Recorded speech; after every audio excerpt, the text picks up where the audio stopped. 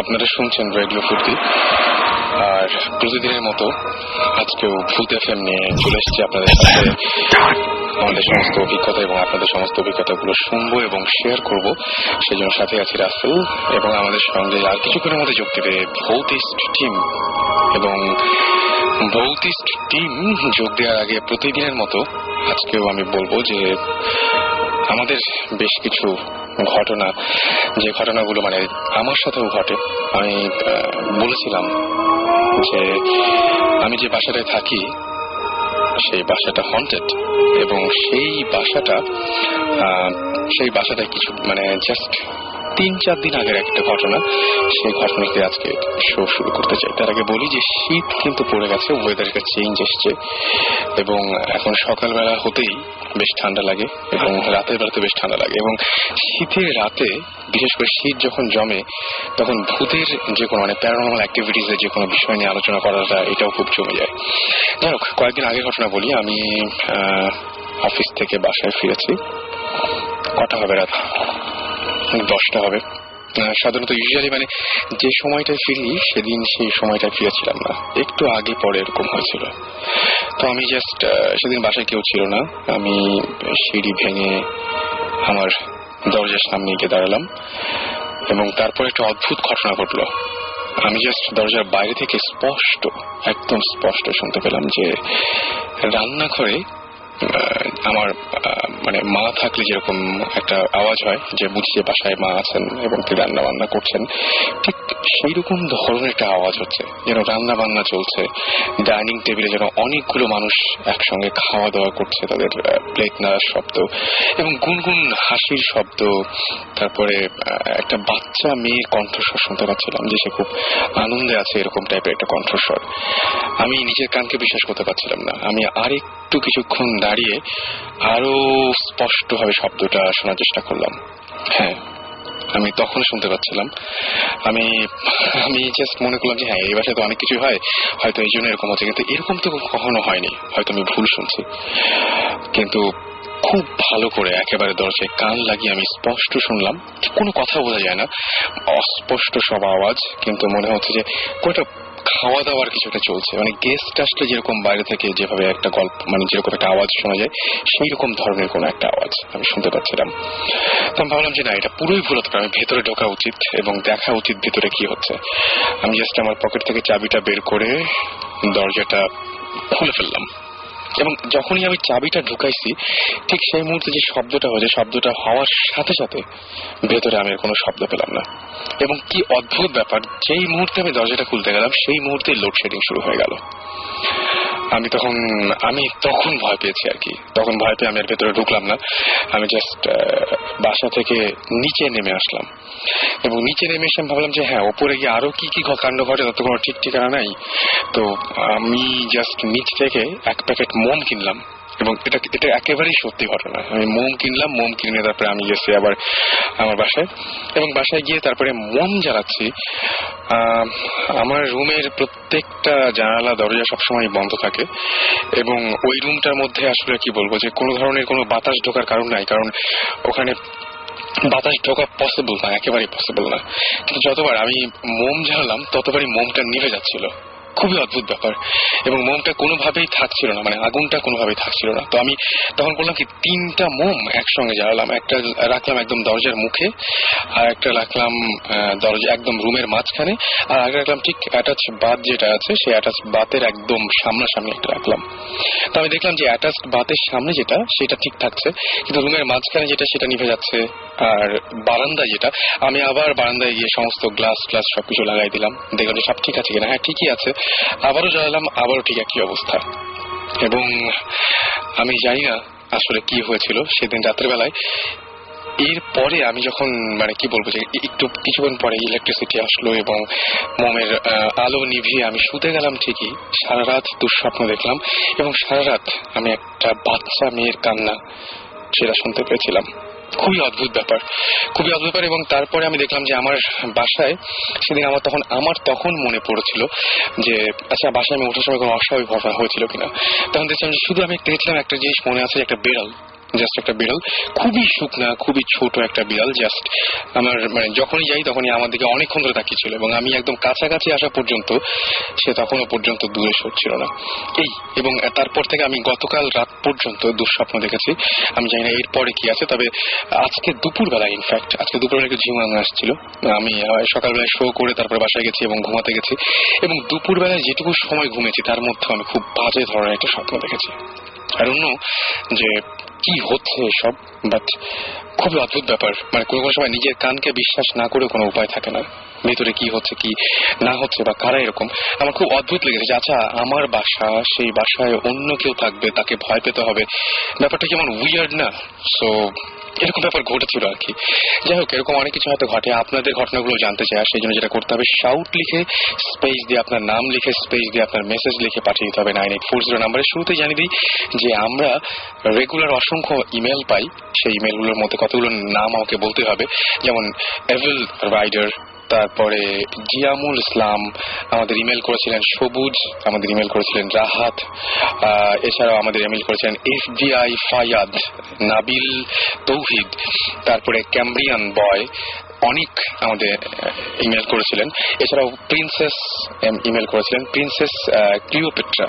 ওকে, এছাড়া আমাদের ইমেল করেছিলেন ক্রিস অ্যাঞ্জেল, ইমেল করেছিলেন আমাদেরকে তানিম নূর, নাবিল তৌহিদ, আল রাজি, এছাড়াও সজল, জন,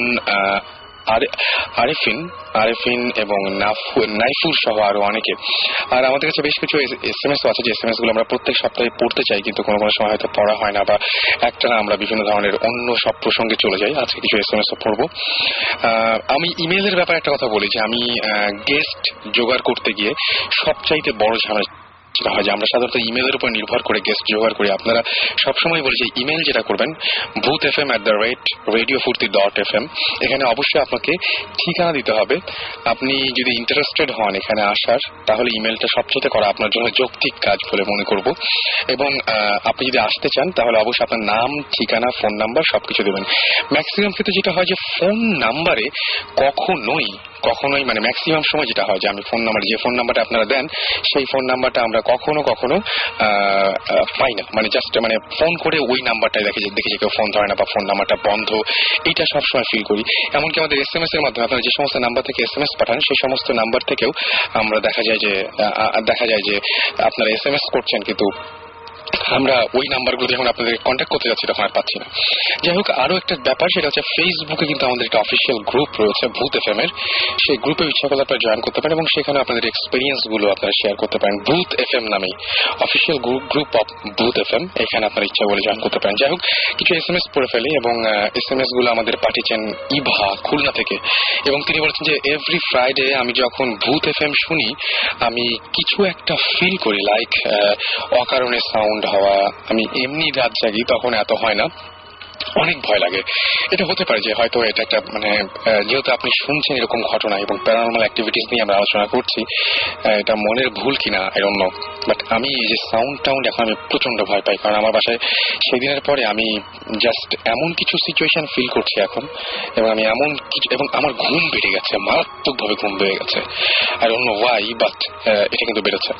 সাকিব আমাদের SMS করেছেন ময়মনসিংহ থেকে, এবং তিনি বলেছেন যে I don't know how but sometimes at midnight when I am sleeping, someone কি করে যে একটা হাত মনে হয় যে তাকে কেউ একজন তার গায়ে শরীরে হাত রাখছে। হ্যাঁ, এই ঘটনা কিন্তু আমি অনেকজনের কাছে শুনেছি, ঘুমানোর পরে মনে হয় যে কেউ মাথায় হাত রাখছে বা গায়ে হাত দিচ্ছে, এরকম ধরনের ফিল হয়।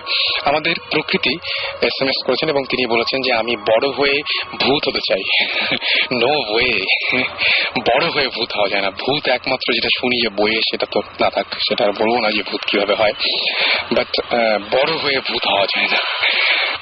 That's for sure. এবং ভূত হলে আমার মনে হয় যে পৃথিবীতেও থাকা যায় না, এরকম একটা ব্যাপার হয়ে যায়, বা পৃথিবীতে থাকা যায়, সেটা হচ্ছে মানে কি বলবো যে আপনি এবং আপনার এই মানব জীবন এবং আপনার এই ভূত জীবন দুটো একসাথে পৃথিবীতে স্টে করতে পারে না। মেঘলা লিখেছেন যে তাপসী, মেঘলা তাপসী দুজন লিখেছেন, ভাইয়া আপনারা কিন্তু অনেক বেশি হাসাহাসি করেন, গম্ভীর ভাবে কথা বললে গল্প আর জমবে। ভাই আমি প্রথমে বলবো যে হ্যাঁ, হাসাহাসি হয়তো করি, মাঝে মাঝে বেশি হয়তো আপনারা যাতে ভয় না পেয়ে যান সেই জন্য হয়তো হাসাহাসি করি, কিন্তু ব্যাপারটা হচ্ছে কি যে এমনিতেই যে ভয় পাচ্ছেন তারপরে যদি হাসাহাসি একটু না করি তাহলে কেমন হয়। সবচেয়ে বড় কথা যে গল্প বলেছেন আপনি, যে ভূতের গল্প জমে না, আমরা কিন্তু একটাও গল্প বলি না, আমরা পুরোপুরি প্যারানর্মাল অ্যাক্টিভিটিস নিয়ে আলোচনা করি এবং যারা ভিকটিম তাদেরকে আমরা এখানে নিয়ে আসি, তারাই তাদের অভিজ্ঞতাগুলো শেয়ার করি, সুতরাং এগুলো গল্প বলা একেবারেই ভুল হবে, আমরা ঘটনা বলতে পারি না। সৈকত লিখেছেন, ভাইয়া আপনাদের ইমেল আইডির ভূত বানানটা মানে স্পেলিংটা কি? আচ্ছা, এটা আপনি যেটা লিখেছেন যে VOOT, এটা না, BHOOT, ভূত FM@radiofurti.fm, আর রেডিও ফুর্তি বানানো কিন্তু FOORTI। ওকে, তন্নি লিখেছেন যে তোমাদের স্টোরি শুনে লাস্ট উইকে একটু আগে আমার বোনের ছেলে আছে, তার বোনের ছেলে যেটা করেছে সেটা বালিশ টালিশ নিয়ে তার সাথে ঘুমাতে চলে এসেছেন এবং সে ক্লাস 9-এ পড়ে, তারপরে সে প্রচন্ড ভয় পেয়েছে। অলরাইট, আমরা মনে হয় যে অনেকগুলো SMS করে ফেললাম, এর মাঝখানে আমাদের গেস্ট রয়েছে এবং সেই গেস্টের সাথে আমরা কথা বলবো এবং সেই গেস্টের পরিচয় জানতে চাইবো আমরা শুরুতেই, যে আপনার পরিচয়টা দিন। আমার নাম হচ্ছে আরিফিন, আমি চিটং থেকে এসেছি। ওকে, প্রথম আমি আচ্ছা চিটাগাং থেকে এসেছেন এবং আমাদের ভূত FM শুনে আপনি ইন্টারেস্টেড হয়ে চিটাগাং থেকে এসেছেন, সেই জন্য আপনাকে প্রথমে যেটা করবো সেটা হচ্ছে অনেক অনেক অনেক ধন্যবাদ জানাবো, যে অসংখ্য ধন্যবাদ আপনাকে যে একটা অনেক দূর থেকে আপনি এসেছেন। থ্যাংক ইউ, পক্ষ থেকে থ্যাংকস। সর্বপ্রথম আমি যেটা বলবো যে এখন আপনি কি করছেন? আমি এখন অ্যাডমিশন টেস্ট দিচ্ছি ঢাকা ইউনিভার্সিটি, এক্সাম গেছে, পরীক্ষা দিয়ে আসলাম। তারপর আমার যেটা ছিল, আমি মাত্র একবারই আমি ভূত FM শুনেছি, এটা আমার ফ্রেন্ড মানে ইনভাইট করছে, আমি জানতাম না যে ভূত FM এটা রাত্রে 12টা বাজে রেডিও ফুর্তিতে হয়। তারপর আমার ফ্রেন্ড যখন বললো যে ভূত FM শোনার জন্য, তখন আমি বললাম ঠিক আছে আমি শুনবো। তারপর তখন আমি গত সপ্তাহে তখন ভূত FM শুনে আমার খুব ভালো লাগলো এবং কিছুটা ভয় পাইলাম। তারপর পরে আমার ফ্রেন্ড বললো যে ইমেল করার জন্য, আমি বললাম যে ইমেল করবো, আমার ইমেল তো নাও করতে পারে, অ্যাকসেপ্ট করতে পারে। তারপর আমার ফ্রেন্ডের মাধ্যমে ওর নাম হচ্ছে সুমন, আমরা একই সাথে থাকি। তারপর ও সবকিছু করলো, মানে ইমেল মানে পাঠালো, তারপর বললো যে তোর ঘটনাটা বল, তারপর আমি ইমেল করে দিব। তারপর আমরা তো এইগুলো ঘটনা জানি, মানে কিভাবে আপনি এসেছেন বা কি আপনি চিটাগাং থেকে এই পর্যন্ত এসেছেন, দ্যাটস অল, এবং আপনি ঢাকাতে এসেছেন কোন একটা কাজে এবং ইমেল করে আমাদের জানিয়েছেন। আমরা আসলে মূল ঘটনায় যেতে চাচ্ছি, রাইট? মূল ঘটনায় যেতে চাচ্ছি। মূল ঘটনা হচ্ছে সর্বপ্রথম, আচ্ছা আমি একটা কথা বলতে চাই যে এখানে রেডিও ফুর্তি একটা জিনিস মানে কি বলবো যে একটা জিনিস অনেক অনেক দিন থেকেই অনেকে SMS করে জানাচ্ছেন, যেটা সেটা হচ্ছে মিউজিক, আমাদের ভূত FM এর music. And thanks to Masum and he is here with us, এবং থ্যাংকস যে এত সুন্দর একটা মানে কি বলবো এত ভালোভাবে জিনিসগুলো ব্যাকগ্রাউন্ড গুলো প্লে করার জন্য। আপনার ঘটনাগুলো আমরা জানতে চাই, একদম জাস্ট ঘটনা যেতে চাই।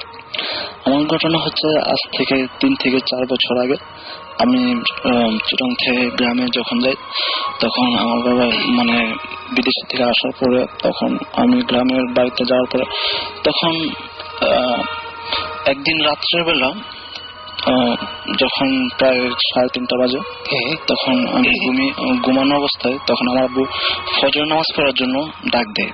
তখন উষ্ণ শীতের দিন, আচ্ছা, তখন আমি উঠতে চাইলাম না, অনেকক্ষণ ডাক দেওয়ার পর আমার আব্বু আবার মসজিদে চলে গেল। তারপর এর 5-10 মিনিট পরে আমার আম্মু মানে ডাকতেছে যে মসজিদে যাওয়ার জন্য, নামাজ পড়ার জন্য। তারপর তখন আমি উঠে গেলাম, উঠে আমাদের বাড়ির পাশে যে পুকুর একটা আছে, ওই পুকুরে উজু করতে গেলাম। তখন খুব অন্ধকার, কারেন্ট ছিল না, খুব অন্ধকার। তখন যখন উজু করি তখন আমাদের পুকুরটা একটু বড়, আশেপাশে একটু জঙ্গল, ঠিক আছে, বাসা যা আছে। তখন আমি হঠাৎ করে চোখ পড়ে পুকুরের ওই পার কোনার মধ্যে যে একটু আলোকিত দেখতে পাই, মানে আলো দেখতে পান? হ্যাঁ, একটু আলো দেখতে পাই। তারপর আমি কেয়ার করি না, তারপর আমি উজু বানিয়ে তাড়াতাড়ি করে উজু বানিয়ে তারপর বাসায় চলে আসি। বাসায় এসে তারপর কিছু বলি নাই, তারপর হাত মুখ মুছে টুপি নিয়ে মসজিদের উদ্দেশ্যে রওনা দিই। আমাদের মসজিদটা হচ্ছে মানে আমাদের বাড়ি থেকে 7-8 মিনিট লাগে যাইতে। আচ্ছা।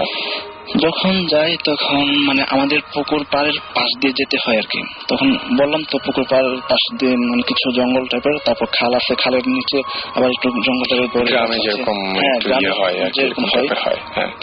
তখন হাঁটতে হাঁটতে পুকুরের কোনায় যখন যাই তখন আশেপাশে আম গাছ, তারপর বড়ই গাছ, তারপর বিভিন্ন ধরনের কাঠ গাছ আছে। তখন আমি হঠাৎ করে চোখ পড়ে পুকুরের মাঝখানে। তখন পুকুরের মাঝখানে যখন চোখ পড়লো তখন দেখি পুকুরের মাঝখানে মানে এক সাদা কাপড় পরে অনেক লম্বা, মাথায় ঘুমটা দেওয়া, কিন্তু চেহারা দেখা যায় না। আচ্ছা। তখন আমার চোখ পড়ে এখানে, তখন আমি এখানে দাঁড়িয়ে যাই। তখন হঠাৎ, এটা ছেলে ছিল না মেয়ে ছিল? এটা ছেলে ছিল না মেয়ে ছিল এটা আমি বলতে পারবো না, কারণ চেহারা দেখা যায় না, ঠিক আছে, ঘুমটা দেওয়ানো, অন্ধকার টাইপ। ওকে। তারপর সাদা উপরের দিকটা মানে নিচের দিকে আলোকিত, কিন্তু উপরের দিকটা একেবারে অন্ধকার, মানে মুখ অন্ধকার। মুখ অন্ধকার, মুখ অন্ধকার। ওকে। তার মানে একটা কাপড়ের ঘুমটা এবং তার মাঝখানে একদম পুরোপুরি অন্ধকার। হ্যাঁ, অন্ধকার। অলরাইট। তারপর আমি দাঁড়িয়ে গেলাম। তারপর তখন হঠাৎ করে দেখি যে আমার ভয় চলে গেল। কিন্তু উনি সামনে আছেন বা তারপরে আপনার কোনো ভয় লাগছে না? আমার কোনো ভয় লাগতেছে না। পুকুরের মাঝখানে দেখলাম যে দাঁড়ানো অবস্থা। তখন আমি দাঁড়িয়ে যাই, তখন দেখি মানে পুকুর মাঝখান থেকে ও আমার সামনে দিয়ে মানে এগোতে লাগলো। তারপর আমি সামনে যখন তাকিয়ে থাকলাম তখন আস্তে আস্তে হঠাৎ করে উপরে এসে আমার থেকে 1 হাত দূরত্ব অবস্থায় প্রায় 3 থেকে 4 সেকেন্ড আমার সামনে মানে দাঁড়ায় থাকছিল আর কি। তখন আমি ওই সময় ভয় পাইনি, ঠিক আছে।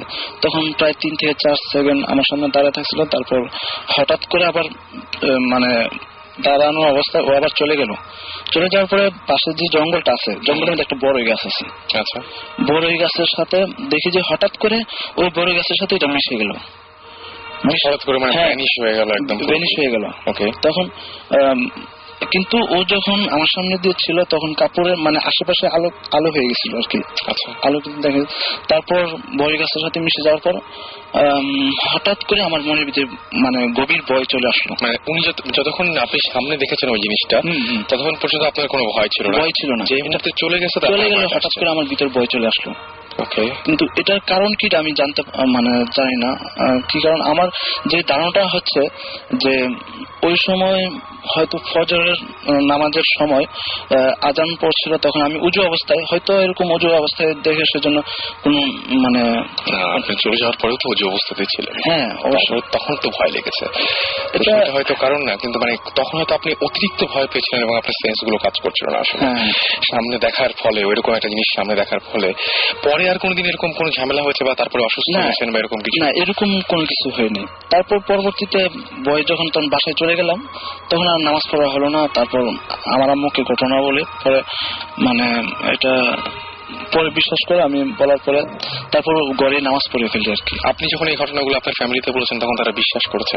বিশ্বাস করেছে প্রথম বিশ্বাস করে। আমি যখন মানে বিশ্বাস করার মতো যখন ওদেরকে খুলে বললাম যে এটা রিয়েল, তখন ওরা বিশ্বাস করতে বাধ্য। সেটাই, মানে ঘটনাগুলো আসলে সাধারণত কেউ বিশ্বাস করতে চায় না। আমিও এটা বলছি, যারা শুনছেন আসলে বিশ্বাস করতে বলছি না, আমি বলছি জাস্ট ঘটনাটা শুনুন। কারণ উনি চিটাগাং থেকে এসেছেন এই ঘটনাটা, এবং উনি যে ওনার যে এক্সাইটমেন্ট ওনার মধ্যে দেখছি, উনি যা দেখেছেন তাই কিন্তু আপনাদের বলছেন।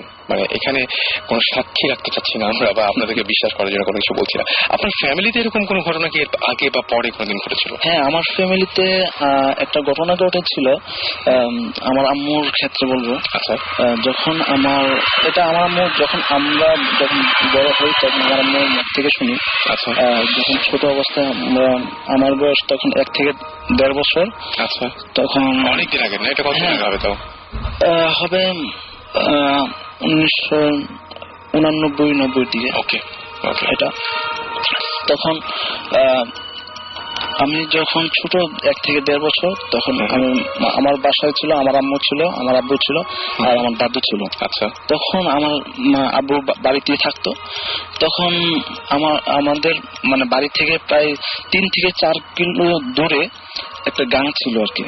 আচ্ছা। গাঙের ওই পার একটা খাঁটি ছিল যেখানে আমাদের মাছ প্রতি বছর মাছ ধরা হতো।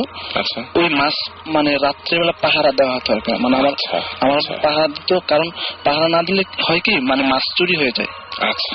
প্রতি রাত্রে ঠিক 9টার দিকে খাওয়া দাওয়া করে তারপর চলে যেত। আচ্ছা। ওইখানে আমার আব্বু মানে রাত কাটাতো। ওইখানে একটা ছোট ঘর করেছিল মানে থাকার জন্য।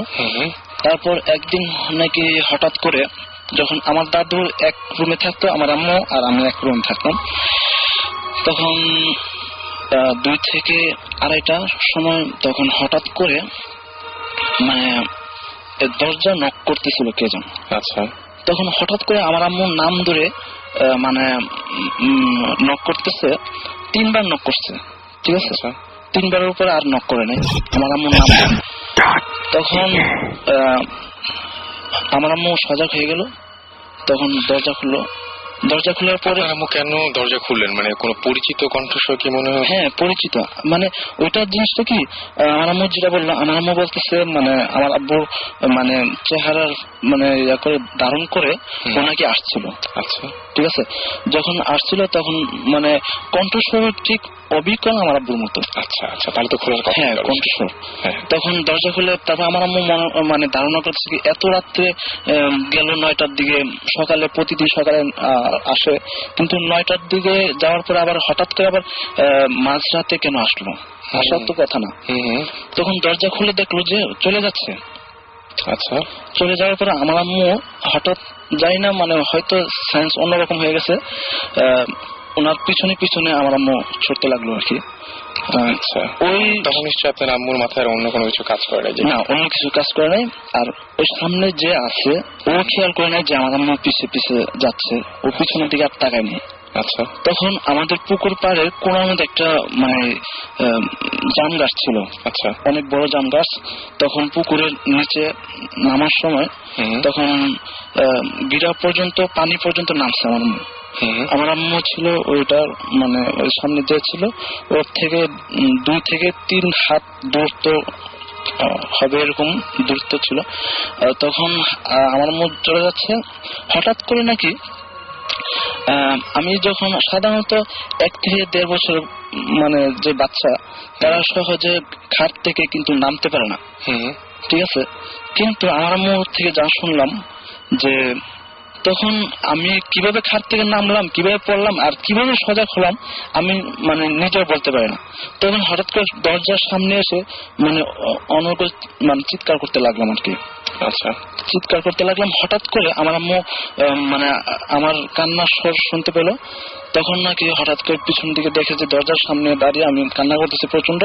তখন আমার আম্মু ওই জায়গা থেকে দৌড়ে চলে আসে। আচ্ছা। তখন আর পিছন দিকে ফিরে নেয়। ঠিক আছে। তখন ফিরার পরে ঘরে আসার পর আমার দাদু ঘুম থেকে উঠলো, কি হলো মানে ওর সামনে দরজা এসে কেন কান্না করছো, তুমি কোথায় গেছো, মানে এরকম করার পরে আমার দাদুকে সবকিছু খোলার পর বলার পরে তারপর সকাল হলো। সকাল হওয়ার পরে আমার আব্বু আসলো ওই গ্যাং থেকে।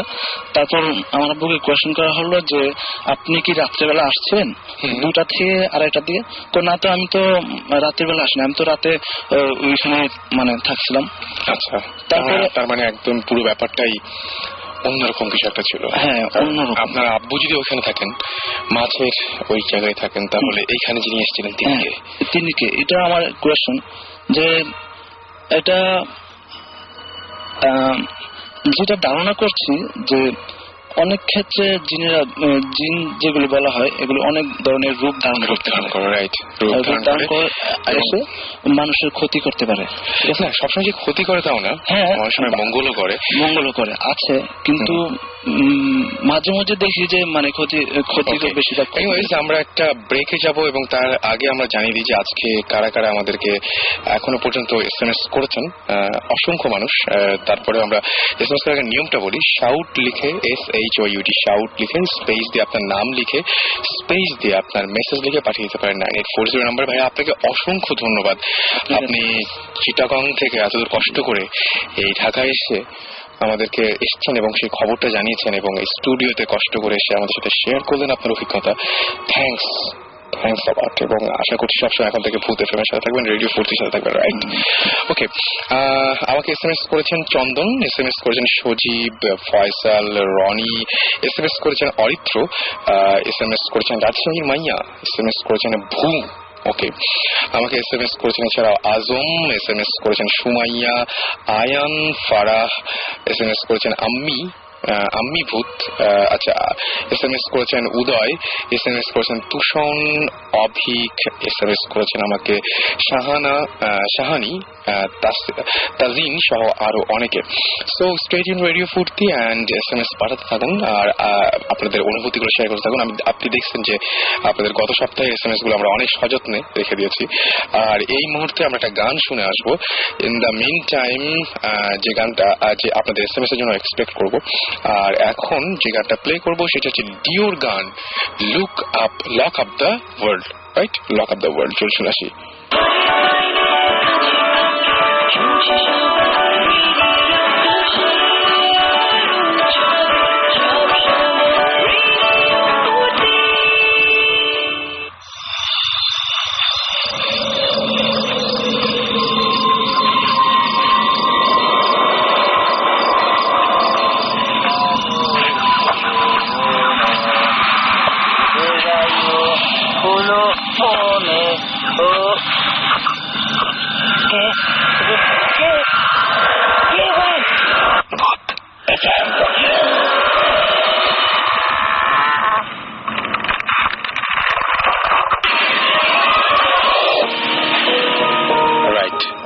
রাত 11:59 থেকে আপনার সাথেই আছে ভূত FM, সাথে আছি রাসেল, শুনছেন সব সময় রেডিও 40। আর এই মুহূর্তে আমার সাথে ভৌত স্ট্রিমও রয়েছে এবং সেখানে রয়েছেন সুমন ভাই এবং জিবরান ভাই।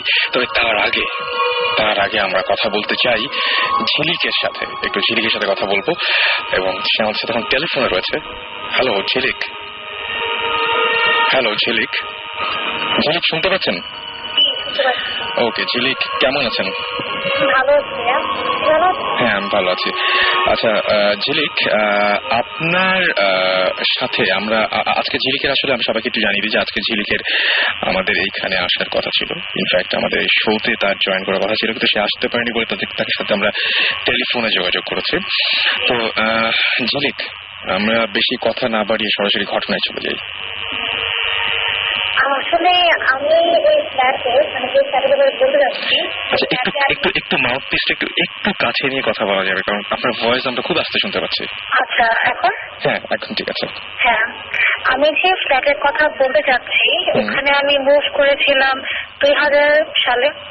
তো ওখানে যে কারণে যাওয়া হয়েছিল কোনো ভালো রিজন ছিল না, তাই আর কি যাওয়ার পর সবাই খুব মন খারাপ ছিল। তখন যেহেতু আমার বাবা নারায়ণগঞ্জে ছিল, তাই আমরা অনেক কাজিনরা মিলে, আমার আম্মু, আমি, আমার আপন বড় বোন আর কয়েকটা কাজিন মিলে আর কি ফ্ল্যাটে থাকতাম।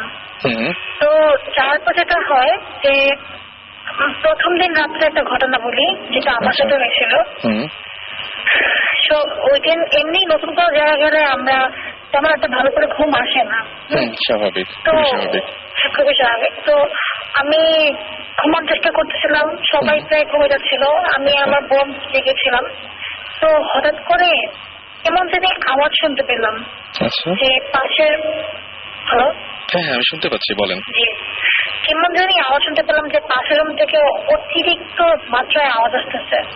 তোমার বড় বোন বললো যে কোনো রকম কোনো ব্যাপার না, মনে হয় উপরের ফ্ল্যাট থেকে আসতেছে।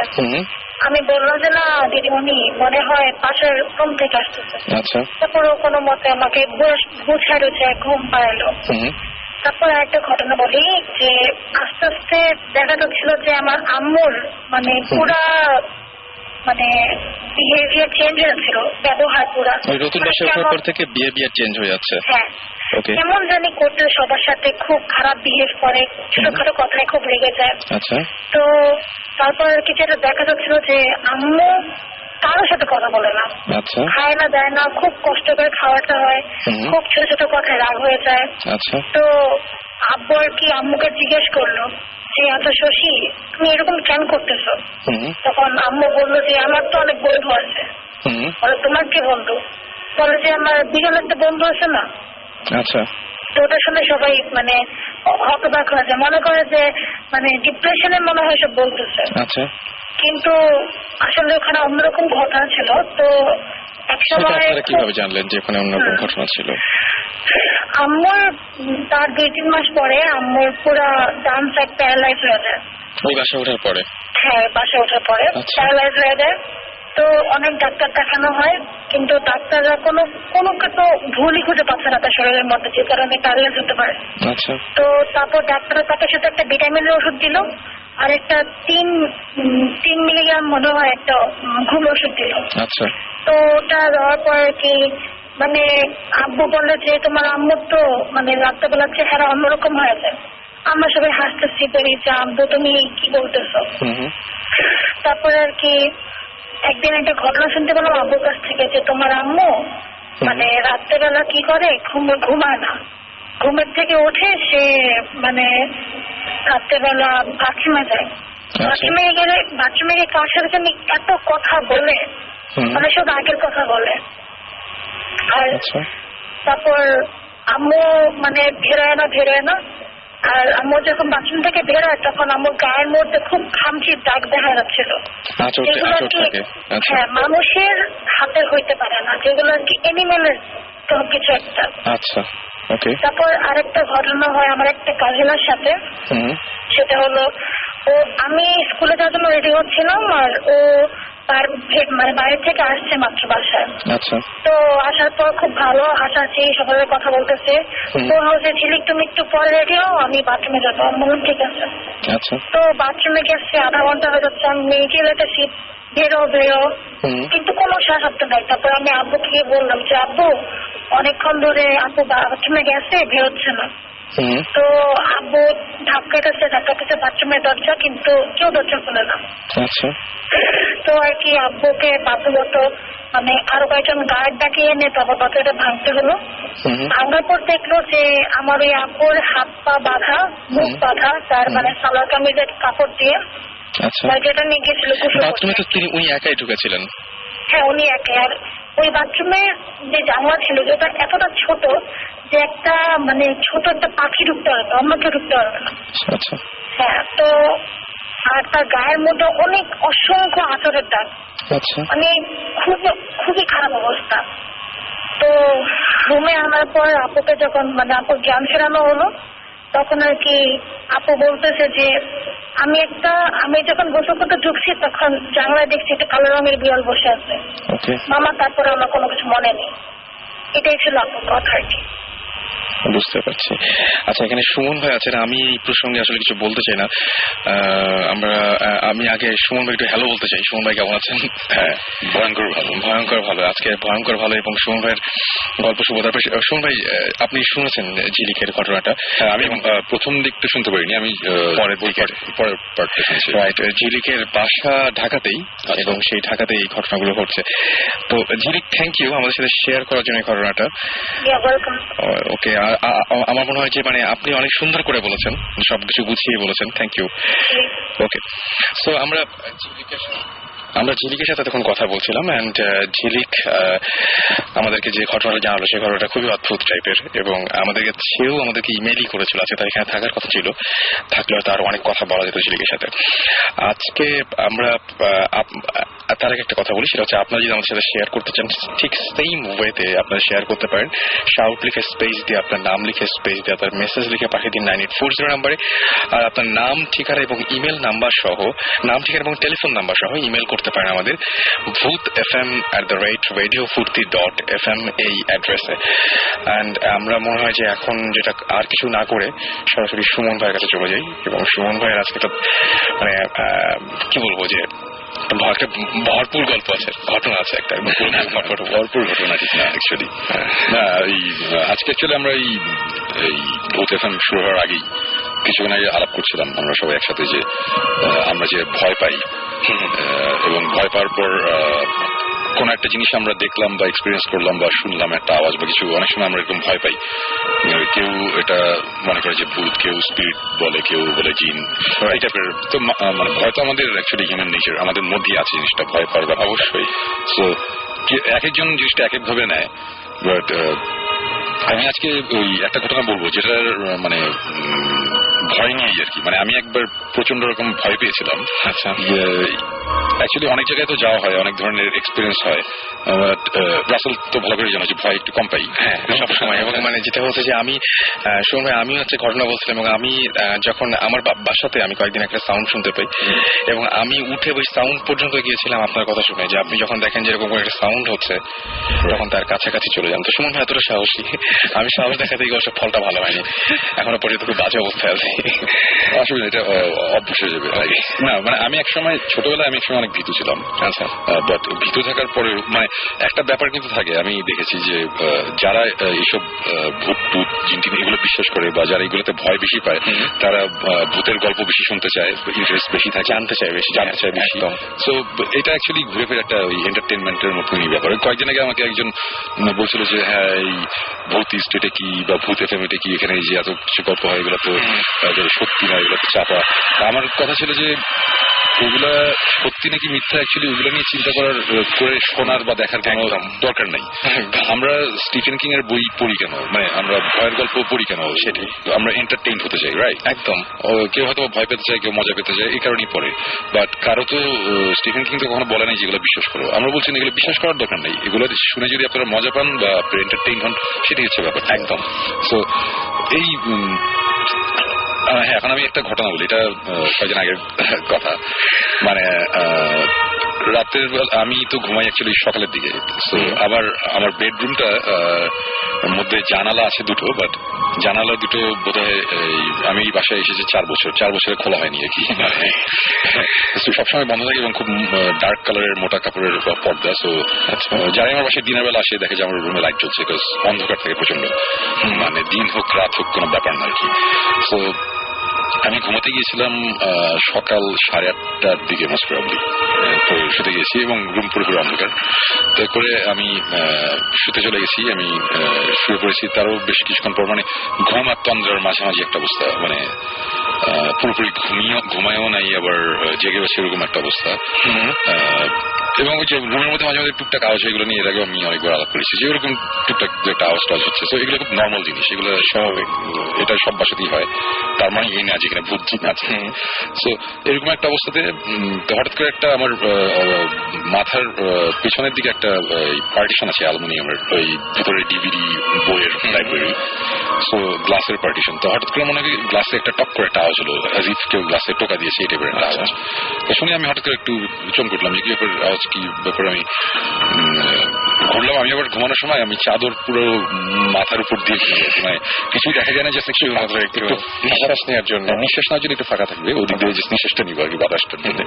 তো আমি চাদরটা সরিয়ে আমি জাস্ট উল্টা দিকে ঘুরলাম, ঘুরে দেখলাম যে আছে না, কিছু না আছে। আমি আবার ঘুমিয়ে পড়তে গেলাম। তো আমি আবার মুখের মধ্যে চাদর দিতে গিয়ে আমি রিয়েলাইজ করলাম যে আমার চাদরের ফাঁক দিয়ে যে জায়গাটা ফাঁকা আছে ওদিক দিয়ে আমি দেখলাম যে আমার বিছানার পাশে হচ্ছে কম্পিউটার টেবিলের পাশে যেই চেয়ারের ঠিক পেছনে অন্ধকারের মধ্যে দেখা যাচ্ছে একটা সাদা একটা শেপ। আমি খুব ভালো করে তাকিয়ে বুঝলাম যে এটা একটা ফাঁসির দড়ি ঝুলছে, এবং এটা দেখার সাথে সাথে আমি খুব চমকে উঠেছি। স্বাভাবিক একটা ফাঁসির দড়ি টাইপের একটা জিনিস আমার কোথেকে আসবে। আমার রুমে আমি সবসময় দরজা লক করে ঘুমাই এবং আমি কিছুক্ষণ আগে শুতে গেছি, এভরিথিং ওয়াজ ফাইন। সো এটা দেখে আমি ফার্স্টে খুব চমকে যাই। তারপরেই আমি চিন্তা করি যে না, ব্যাপারটা হচ্ছে কিছুই না, ওই মাঝে মধ্যে চোখ বন্ধ করে থাকলে চোখ খোলার পরে অন্ধকারের মধ্যে আলো আধারের একটা, তখন তো সকাল খুবই হালকা আলো, মানে খুবই হালকা, মানে কি মানে শেপ গুলো বোঝা যাচ্ছে রুমের মধ্যে। সো আমি আবার চোখ টোক বন্ধ করলাম, বন্ধ করে আবার তাকালাম দেখার জন্য, চেক করার জন্য। দেখলাম যে এখনো ইটস স্টিল দেয়ার। সো তখন আমি এবার একটু ভাবছিলাম যে কি ব্যাপার, এটা এখন তো চলে যাওয়ার কথা, যে চোখের প্রবলেম। সো আমি আবার চোখ টোক বন্ধ করে কিছুক্ষণ শুয়ে আছি, আমি আবার কতক্ষণ পর আবার তাকালাম, তাকিয়ে দেখলাম এখনো ওখানে আছে। সো তখন আমার টেনশন হওয়া শুরু করলো, যে তখন আমি ভয় পাওয়া শুরু করলাম। এবং একটা সময় ভয় বাড়তে বাড়তে এরকম একটা পর্যায়ে চলে গেল, আমি যে আজকে বলছিলাম একটু আগে যে আমরা আড্ডা দেওয়ার সময়, যে লাইফে অনেক জায়গায় গিয়েছি, অনেক ধরনের এক্সপিরিয়েন্স হয়েছে এই ভৌতিস করতে গিয়ে বা ভৌতিসটার আগে অনেক সময় মাঝে মধ্যেই ভয়টাই পেয়েছি, কিন্তু ভয়ের ডেফিনেশন যে এরকম হতে পারে এটা আমার জানা ছিল না।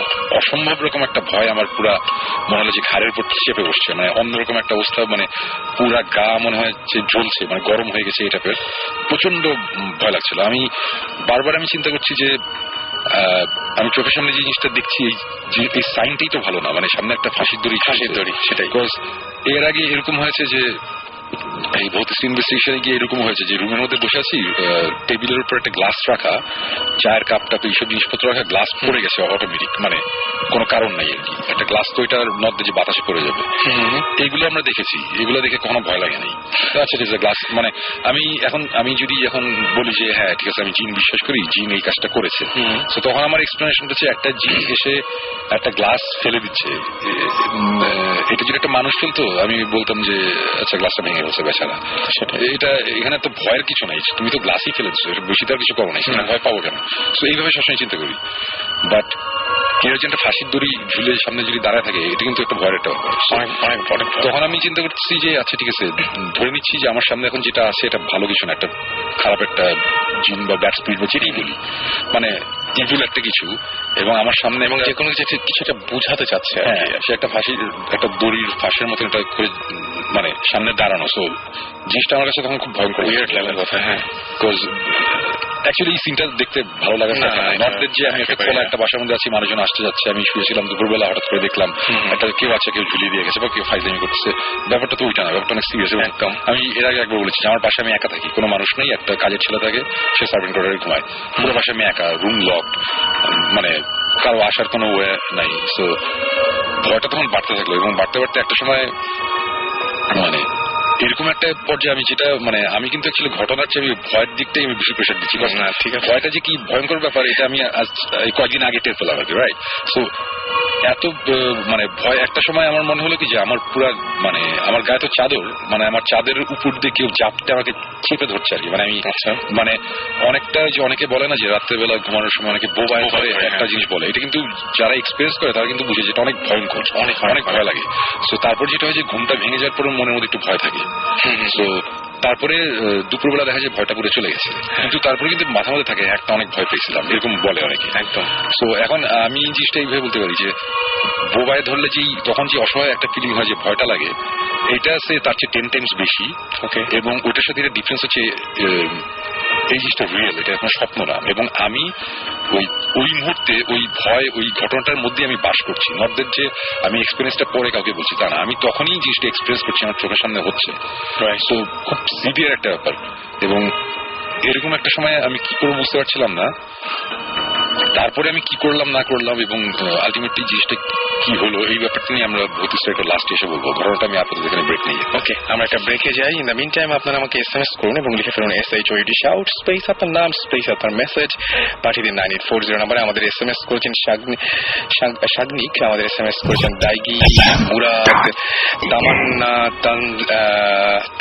তামজিদ, ফারাহ আমাদের SMS করেছেন, মশিউর, এছাড়া আমাদের SMS করেছেন স্মিতা, সুমন, ইমতিয়াজ, রিয়াদ, আমাদের SMS করেছেন সেলভি, দিশা, অর্থী, এছাড়াও আমাদের SMS করেছেন সুমন, ইমরান, লিসা সহ আরো অনেকে। থ্যাংক ইউ আপনাদের SMS করার জন্য। আমরা একটা গানে চলে যাবো।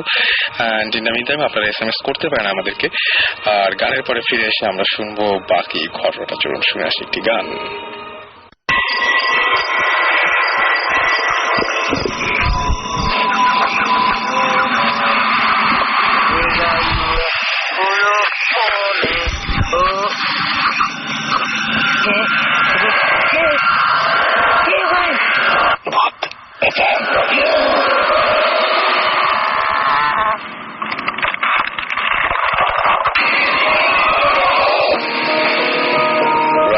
শুনছেন সবসময় রেডিও ফুর্তি, আর চলছে ভূত এফএম, সাথে আছে রাসেল এবং আমাদের সাথে রয়েছেন সুমন ভাই এবং জীবন ভাই। আর সেই সাথে আমি কিছু SMS পড়ে ফেলি। আমাদেরকে SMS করেছেন রুহান, বলছেন ভাইয়া আমার কোনো একটা ড্রিম দেখলে তার কিছুদিন পরেই সেটা সত্যি হয়ে যায় আমার, এবং এরকম আমার লাইফে অনেক হয়েছে। ওকে, খুবই অদ্ভুত একটা ঘটনা। অধর আমাদের লিখেছেন ময়মনসিং থেকে, ময়মনসিং মেডিকেল কলেজ থেকে, যে তিনি বলেছেন যে তাদের ভেতরে, তাদের ওই ক্যাম্পাসের ভেতরে একটা পুকুর আছে, যে পুকুরে প্রতি বছরই 2-3 জন মারা যায়, এবং তার কারণটা তিনি মনে করছেন যে কোনো একটা প্যারানর্মাল ব্যাপার স্যাপার সেখানে আছে আর কি। ওকে, আদিব লিখেছেন ভাইয়া এক্সোরসিস্ট ট্র্যাডিশন অফ ইসলাম বইটা অনেক খুঁজলাম বাট পেলাম না কোথাও, বড় বড় লাইব্রেরিতেও না।